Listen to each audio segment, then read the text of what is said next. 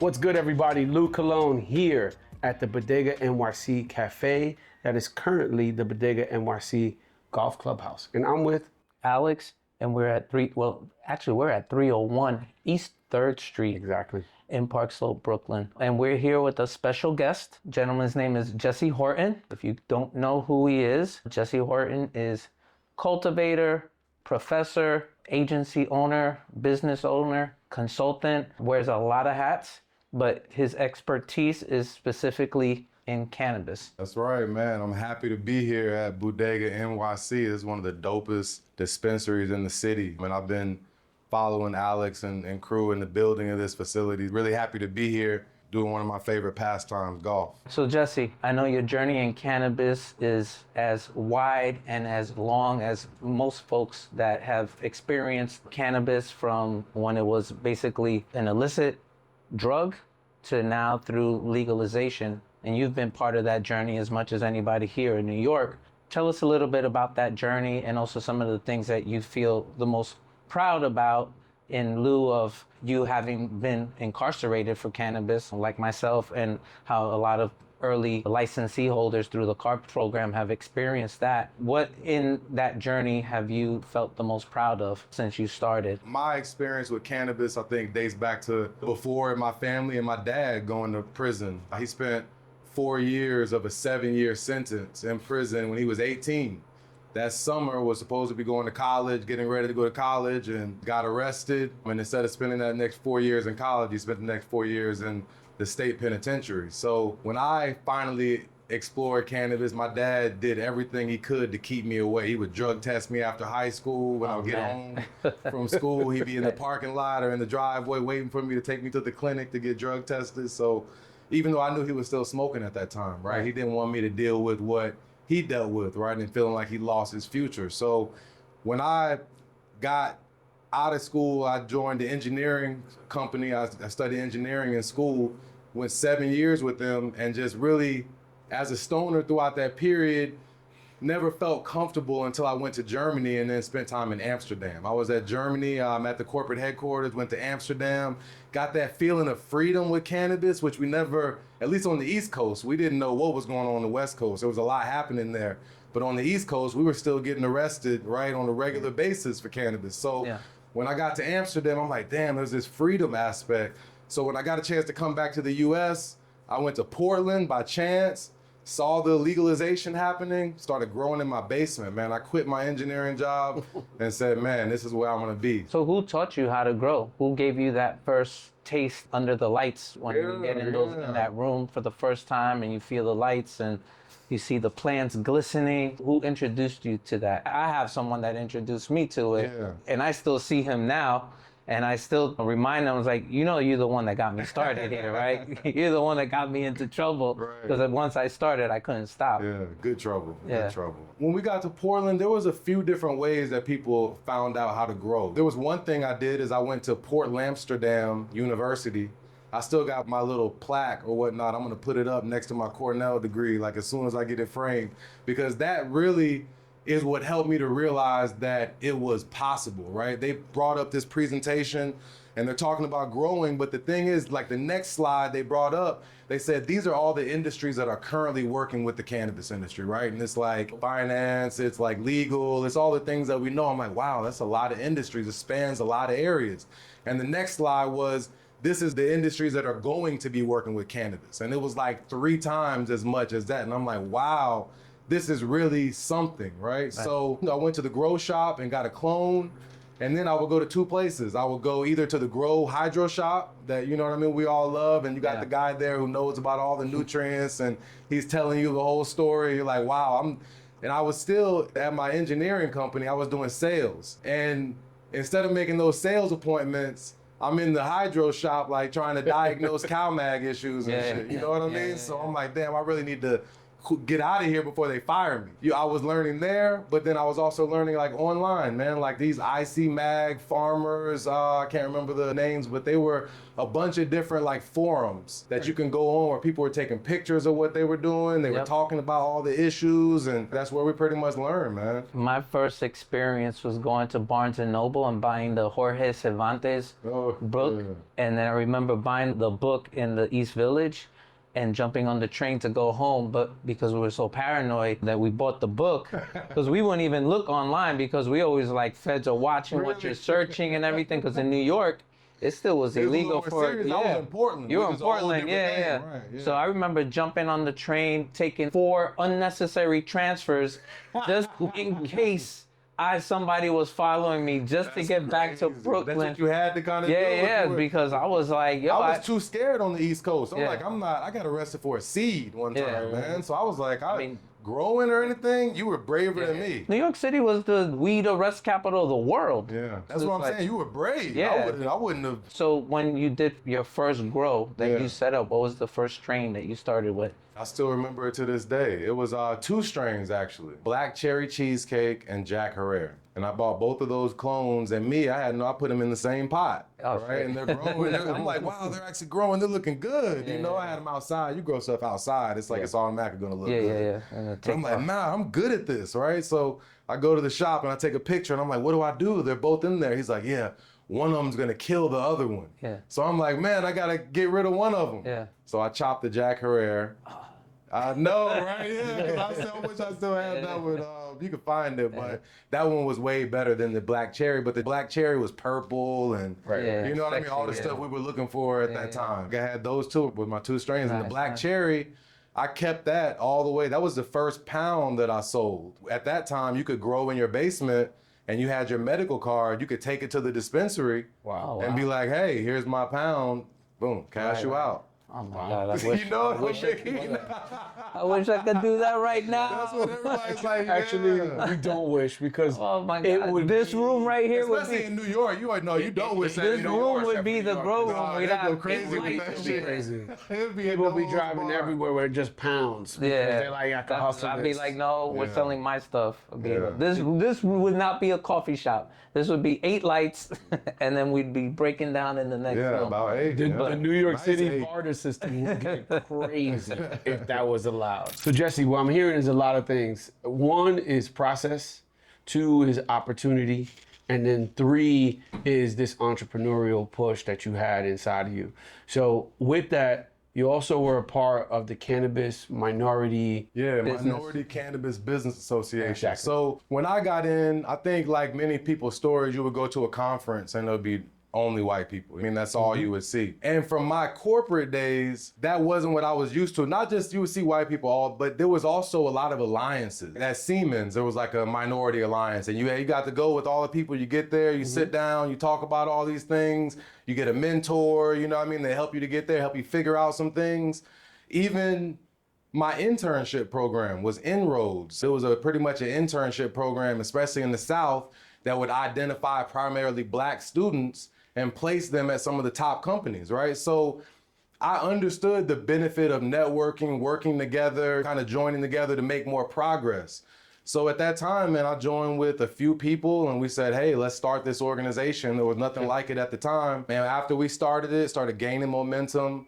You get, at that time, a lot of eyes in the industry, like, who are you? Who are these people? We've been in the industry for, for however many years. Who are they? So you kind of fight through that by just doing the work, man, doing the programming, the expungement, right? The education, all those seminars and things like that, sharing different knowledge and data. So we just kept going with that. And then brought on some of the dopest people, Al Harrington, Wanda James, Dr. Shonda Macias, Shalene Title. Even though Chris Alexander wasn't on the board, the former executive director, like a lion of social equity, him and Damien, I call them, was at our first policy summit in 2015, deciding the model where policy. was this summit? This was in D.C.? Yeah, this was in D.C. in 2015. Wow. Okay. And started talking about, hey, tax appropriation. You know, how do you give out licenses? What percentage should you? That was one of the first things we said. 50% of the licenses should go. That was in that model policy that people thought was crazy at that time. You know what I mean? And Chris was in that room helping us decide that. And once we put that together, we started disseminating it across the country.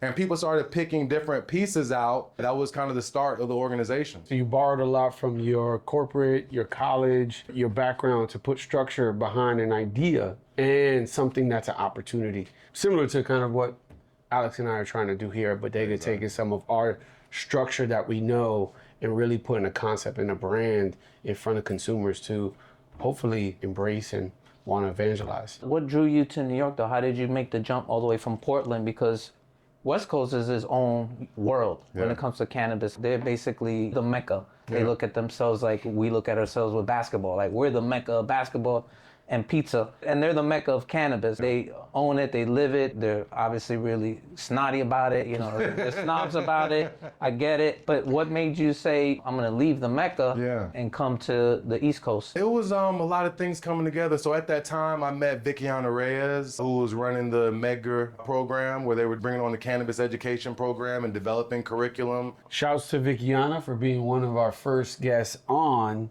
the city. Vickiana, the homie, she's the truth. How did you guys meet? So I was doing some speaking engagements here in New York. I think I spoke at Revelry. And they brought me in to speak about fundraising, right? And kind of all that, you know, the ups and downs and the process. And when I did that presentation at Revelry, I think I met Vickiana at that point. She's like, hey, let's talk about this program. So we developed a curriculum for the Medgar Evers program. We did that for LIM College in Manhattan as well. And I ended up doing teaching. So I would kind of come back here and do teaching, do some in-person with the students. And then I met Carmelo in Portland around maybe a little bit before that. Was that when he was on the team? Yeah, he was playing with the Blazers at Resurgence with Dame. Okay, nice. Good years in the bubble and everything. They had some great games, great years at that time. And then I decided to go to Cornell, man. Cornell had a plant science master's focused on controlled environment agriculture. I knew all the things that were happening in the grow room. I'm a grower, right? So I knew the things we were doing, but I didn't have a physiological understanding of what it meant to the plant and therefore what it meant to the final product. And when they had that at Cornell, it's one of the dopest agriculture colleges in the country and the world, and they were focusing on that with plant science, you know, really depth. I decided, man, I really want to go and jump into that program and kind of bring my understanding and my knowledge full circle, as opposed to just like these growing myths. And we know what works, but we don't know why, and therefore we don't know exactly how to improve it or how to do different things. It's like being a chef that your mom taught you and you know some great recipes, but you never went to culinary school to understand why. Because you ask your mom, how do I make this chicken? I don't know, I just put in garlic, and then they don't really give you a recipe. You don't know why it tastes like that, but you just learn it. Yeah. And then you just know how to Which make is great, right? Which is great. Some great, right? But just adds that extra, especially within cultivation cannabis, where we're learning so many things. Yeah. Even at Cornell, they're learning, new studies are coming out. So this is a time, I think, in cannabis to really be soaking up as much knowledge as you can. With your knowledge now from the academic side versus your growing experience, what do you think the plant does best in? Do you think it does best in cocoa medium, in soil, or hydroponics? Does it perform better with salt-based nutrients or organic nutrients? Yeah. What gives you the best result? You know, there's a lot of argument. Growers always go back and forth. You know who else goes back and forth? There's a lot of chefs go back and forth with that about produce, right? And the organic versus the hydroponic, and this idea with that within hydroponic, you can really give the plant everything it needs when it needs it, right? And you can time that, and you can, scientifically, the plant doesn't know whether it's bringing up the source of the nitrogen, the source of the phosphorus. So it doesn't know the difference between organic nutrients and hydroponic. So there's the benefit of hydroponic where you can give it what it needs when it wants it. However, there's also an aspect of cannabis that the stresses, the micro stresses, are really what cause the terpene expression, right? That's like the communication a lot of times, and the hormone development in the plant really happens through micro stresses, right? And crop steering is what they do in hydroponic, right? They say, hey, we're gonna feed it this much, right? And then we're gonna taper it off at the end, we're gonna flush it, we're gonna do all these things to try to crop steer it to get those micro stresses out of even chilling the room down, right? Which is a stress to make it purple, right? So it's all trying to control the stresses. In organics, it's kind of happening in that pot and in that room where you've got these microbes and this whole environment that's creating those stresses for the plant as well. And a lot of times because of that type of diversity, you get more terpene expression out of the organic. However, it still can be done without a doubt in hydroponics. It's just that idea that if you miss it a little bit or you're not there to kind of guide it every way, every miss that you have in the cultivation room, you're gonna see at some point, whether you know it or not, right? So you're getting these misses that you're maybe not able to manage, when if you can let that diversity in that pot manage that, a lot of times it can be a little easier and you can get more consistent, right? So I think it can be done either way. It's two different types of ways of doing it, but it can also be done bad either way as well. A lot of times people like to see like that purple, blue colors, but what people don't realize is that that plant was put under stress to create that color. So it's almost a defense mechanism when you see those dark color purple hues and blues that people are like, wow, look at this purple, this is crazy. But the grower in the room actually stressed the plant out at the end of the cycle to make it look that color. So a lot of it is kind of like playing. And sometimes genetics, you know, certain genetics are going to go purple, but a lot of times you want to pretty it up a little bit, even something that gets a little purple, you want to make it go more purple, then that's an drop easy the temperature trick. on it, like make it 62 cold, and it'll go more purple. From the consumer POV and us watching consumers come in, we see that. We'll have two people walk into the store, go to the bud bar, and there's always a person that looks at the color differentiator in the spread of the different strains. And one person's going for smell, the other person's going, oh, you see how dense that looks? You see how purple that looks? Wow, that thing pops. Like there is that attraction to the product just by the visual. I don't know how it was on the East for that, but you couldn't sell anything purple, right? For a while, and then people started liking the purple, and then everyone started wanting everything purple, and that's all you saw. So I think hopefully we're getting back to more diversity with the green weeds and things like that, because there's a lot of amazing strains. A lot of Cali people are like, if it's dark, they're like, nah, this gotta be green, frosty, you know? Like, Trends happen also, and it's mirrored in music and culture and fashion.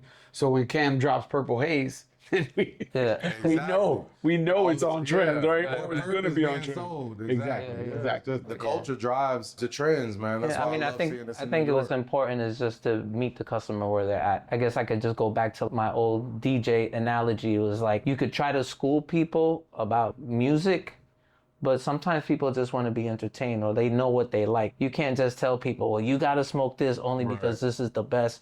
Yeah, you can guide them there, but if they want green versus dark purple, give them the damn green. Like, that's what they want. If they want sour, give them sour. That's the beauty about the plant. That diversity got so many different things, different terpenes, expressions. Like, sometimes I'll have some and I'm like, this is trash, but then somebody's like, oh, this is amazing. You know what I mean? It's like, hey.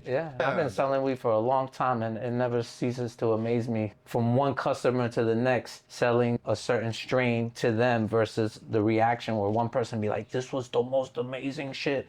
And then the other person is like, yo, I couldn't stand that. You have something else. And it's like, I'm like, the last guy I just saw couldn't stop. He wanted to buy all of it to make sure he has it. Different people like different things. You never know exactly what people are gonna hit. I do hunting all the time. I do genetics and breeding all the time. Our number one strain has been our number one strain for over 10 years, Platinum Garlic Cookie. I don't like smoking it. We really almost threw it away and I'm like, wait, that's interesting. There's something different about it. Let's just try to put it on the market. And it's the number one, but I did nobody at our facility likes it. So you never know what the people want. You got to give them what they want. I had that same experience with the Holy Grail. I got a Holy Grail strain. I still have people ask me for that strain 7 years later. I'm like, it's gone. Don't stop asking me for it. All the strains are gone. The cut got lost. I thought I was getting it back from my boy. It's gone. They're like, you can't get it. I'm like, I can't get it. Move on. She's gone. She moved to Thailand. She's never coming back again. I've shed a number of tears over strains and it's like, it's gone. Like wake up in your bed like, hey, bro, did you get rid of that strain? It's like, like no, it's gone. But I think the most important thing is just because I've talked to other cultivators and I've been always on the retail side because I have a delivery service. I work with customers all the time. You know, I always tell them, I was like, because I had a friend call me one time. He has a grow, one of the only black-owned medical cultivators in Louisiana. He's partners with Mikey James, ex-NBA player. They have a site down in Louisiana. So he calls me one day. He's like my nerd. He's crazy. He's nuts. Like, just gets into the whole science. He's like, yo, Al, I'm going to Michigan. I'm picking up these cuts. They're like 10 grand a pop. And he's telling me the strain. I'm like, yo, Petey, I said, just don't do it. Don't do it. He's like, yeah, but I forget what runs cut it was, this and that. I'm like, yo, Petey, I guarantee you, it's gonna take you 6 months. Exactly. To get to that first, and they're gonna move on.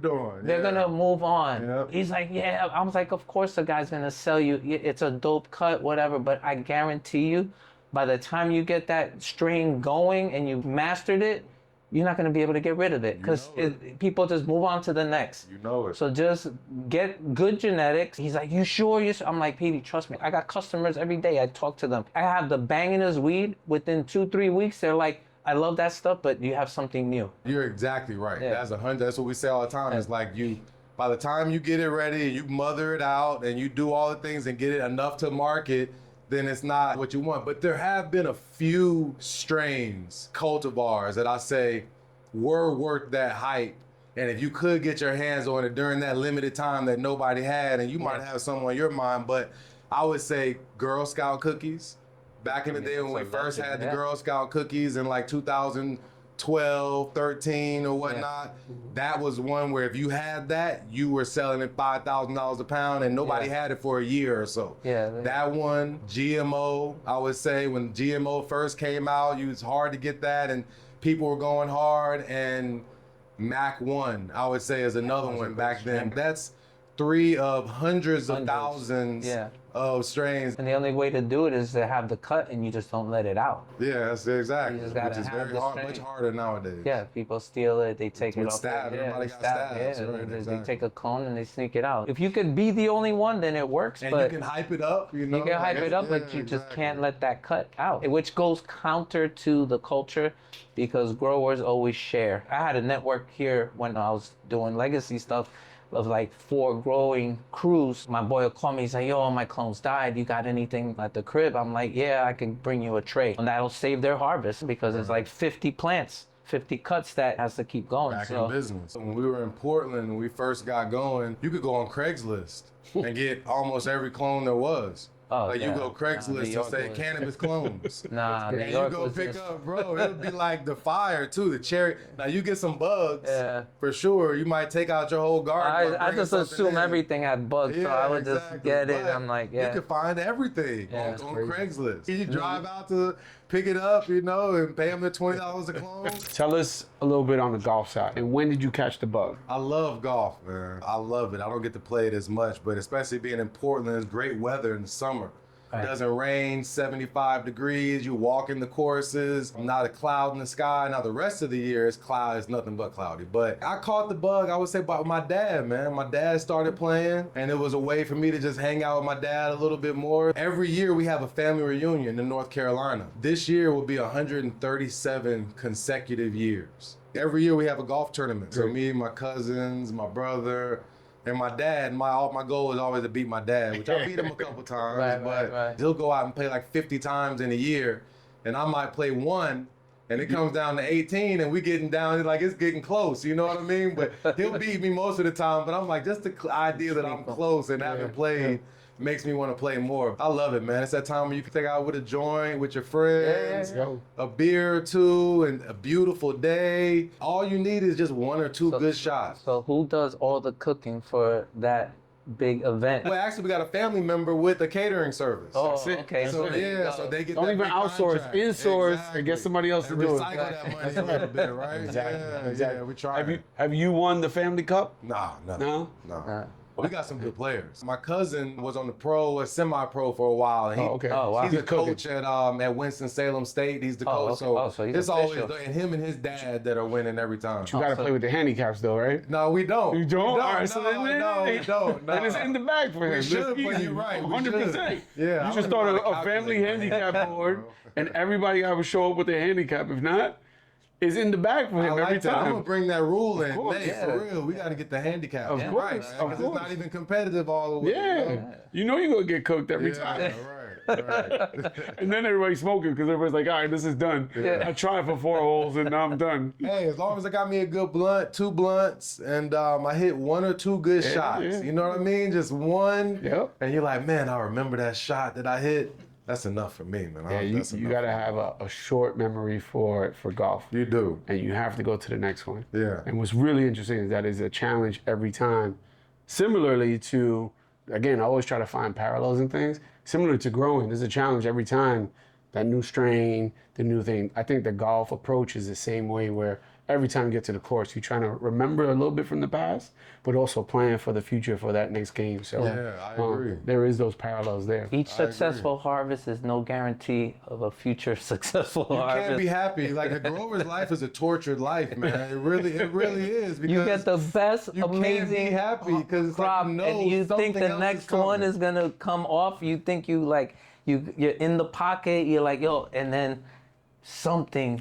You take your eye off of one thing. The same is said on the golf course, right? Yeah. The same is said. And those highs are super high. Yeah. You believe I just chipped that in from 30 out? Like, right. Eagle, yeah. And then you'd be like, I just sculled across. Like, that is insane. How did I just four-putt, right? Exactly. Like, so there is those highs and those really low lows. lows. And then patience, I think, as well, man. That's something that growing taught me. It's just that patience, man, and also like laying up. You can't go for it every time. And I think business as well. You can't want to do the marketing at the, and then all this and the operations and do this and you want to focus on everything. You got to kind of say, hey, I'm going to focus on this position, do really well, get in a good position, and that'll put me in a better position there. Instead of just being like, I'm going for the hole. You feel like you got to go for the hole in this industry because you feel like is passing you by. You feel like you got a little bit of time to make your dent, and it's such a great opportunity. You got to go for it. I got to go for the pin, but you always got more time. Also leads you into making like bad decisions, which has happened with a lot of operators. Absolutely. Yeah, these parallels are like uncanny because if you think about it, if we rush to do something unplanned, it will hurt our business. Yeah. Right? Short term and long term. If you rush to try to hit a ball, just catch up to your crew, you force them, you're gonna mess up the whole, right? So there is patience. There's also consistency that you got to build in, and an approach and learning and stacking from what you just did, good or bad, on that last hole, and keep bringing it forward. And humility. You gotta have that big shot, but stay humble. Don't go too high and too low. You know what I mean? You got to stay even. As a grower, you got a great harvest. But you've had great harvest years before, and you know that there's always something that's coming. A bad harvest, the bug, the market is tanking, or this or that. So it's like something mechanical breaks down in the middle. AC going out. You gotta stay even keeled, man. Alex, how many times have we talked about the door breaking because of the wind, the internet going down, the multiple snowstorms, the delays in products? Jesse's knocking him.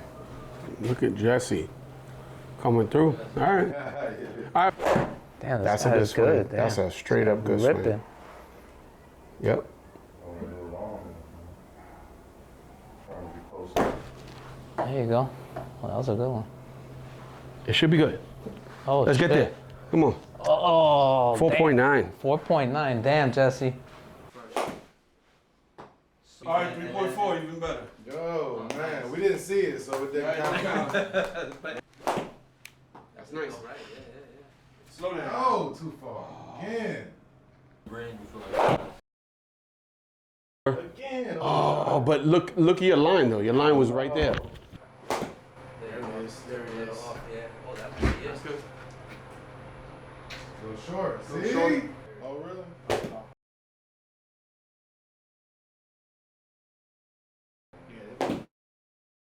She a runner, she a track star. Keep it slow. That's a lot of roll. Yeah. So let's fast forward to the now and present. You have the Grand National Agency. Yeah. How did that come about? What are the goals for the agency? Where are you looking to take it? There's so many things that have brought me to this point. With Mello, my partner Brandon, who's my cousin, creative director. I think it's always been about first providing a value to the industry and to the market based on what we really have and what we can do, right? And I think a value to the market as well as to our community. I think in this cannabis industry, it's like a duality that I've always had to approach. It's like we can make a lot of money, but we can also do a lot of good. And in the cannabis industry, the more money you make, the more good you can do. The more good you do, the more money you can make because you're representing, I think, a bigger picture of what this industry should be about. With Grand National, it's really just that. We use our skills to keep our culture at the forefront of this industry. And what I've seen is that brands like mine, like Loud, that's still operating in Oregon, brands like Carmelo, Stay Mellow, have a really important story to tell, are very closely connected to the market, but can easily get lost in the shuffle of the market, right? We're in Oregon, right? And everything's happening in all these other states. We can't go get another $1 million and go build another facility, right? Another like Mello's coming in and it's like, hey, how do I actually get into this industry? What's the right move? How do I do this the right way? If we don't make those moves the right way, we will get lost. We've seen some of the greatest brands that get lost, not by really any fault of their own, but by, I think, not taking advantage of where we are in the market. So with Grand National, it's really all about saying, okay, with my industry connections and my production know-how, how do you get products out? How do you develop genetics? How do you grow and cultivate? With Melo's megaphone and what he can do in making connections and helping our brands to stay dope and, dope campaigns and collaborations. We got a dope drop with Kasubi, or Subi is a clothing company, right? In Soho, we got a really dope event and capsule that's being developed, right? So it's about that. How do we take brands like ours, put them in the right states, with the right operators, get them produced in the right way, and bring something to the dispensaries that's of value, right? This is something that represents the culture, something that is still closely connected, something that people who consume cannabis want to come into a dispensary and see something that represents them and something that they're closely connected with. And our brands are being lost on the shelves, right, as we continue to grow. So it's really all about that. How do we take the culture through these hot brands and use them to provide a value to the retailers that we want to work with to sell it? How do you make a decision to work with a brand other than, because Melo's obviously, that's an easy one. Right? Yeah, like, I mean, he's got, we didn't launch in Oregon first, he's got swag for days, he's been in New York, everybody knows him. He's got so much credibility up and down in every aspect of lifestyle. But if we jump from Melo, what would be the criteria that you'd be looking for? And if a brand said, hey, I want to work with you, what are you looking at, somebody that would want to come and work with you? Yeah, I think it's a few things. We're looking for, first, real owner operators, people who are really closely connected, original founders who are almost really a reflection of their brand. We're looking for brands who are tried and true in some of the most saturated markets in the country, right? That have been able to keep that product on the shelf by themselves. They've got the story, they've got the product. All they need really is some marketing support, right? Some connections, some resources. So it's really all about the owner operators, the product that's been proven in a saturated market, the connection to the community, and the strong desire to grow and to scale and kind of to make something new in this industry. It's not just about their state. It's not just about New York, the United States, globally, as you know, right? I mean, everyone looks to the United States for fashion, for entertainment, for cannabis. When I was in Amsterdam, I told you I was there and spent a lot of time there. Amsterdam is Amsterdam, right? They got their own brands. They're the capital of the world for cannabis. Yeah. And the last time I was there, I'm walking down my favorite street, Haarlemmerstraat, and you've got Barney's there, and you used to have Greenhouse. You're walking around the corner, you're looking for Greenhouse seeds, and it's cookies. Shout out to Burner and Cookies. And the cookie strains are selling for 2 times what the regular Amsterdam strains are. So that's just a visual just to remind us that America and New York City especially is where the brands and people are looking at it, and you're creating this content that's being seen all over the world because people care about cannabis, especially in New York. It's the dopest cannabis city in the world. I think authenticity drives global culture. So once people see and tap into things that brands that you're selecting and things that we're doing organically because it's authentic to us, it translates.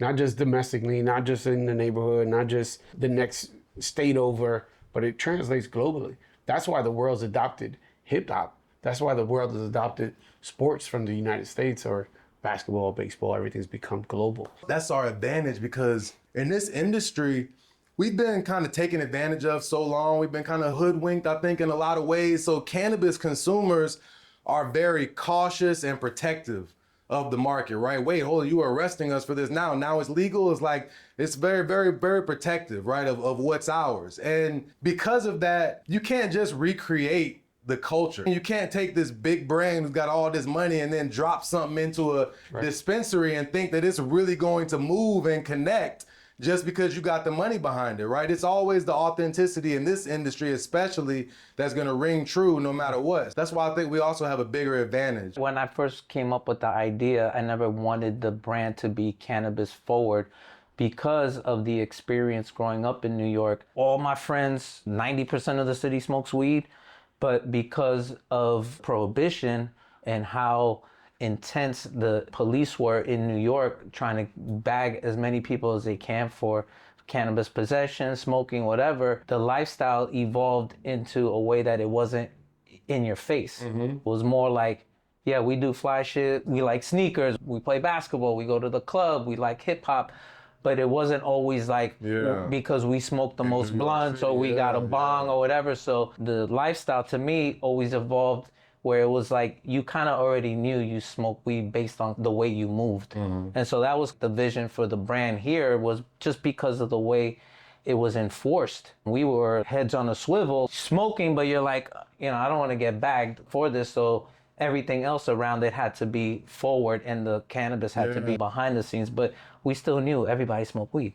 You know what I mean? The worst kept secret, but you still kind of had to be a little secretive about it, especially when you were out in the street. So that was always the idea behind the brand. Because I always felt Cali always had the look for the lifestyle. They're growing outdoors, they got the biggest buds, everyone has a bong in their car. And I'm like, yeah, we love Cali weed, but we don't move like that in New York. First of all, we can't. Because we're gonna get knocked if we even try to pull out an ounce of weed and just start breaking down. Just can't do it, you know? You just gotta be. You can now, right? But now you can, but you know, we're still traumatized by that. Like I said, we were the arrest capital of the world by a lot. And it was Black and Hispanic men, really, that were the ones that had the highest arrests out of any other demographic. That definitely had an effect. So Jesse, appreciate you coming through to the Budega NYC Clubhouse while we're still a pop-up.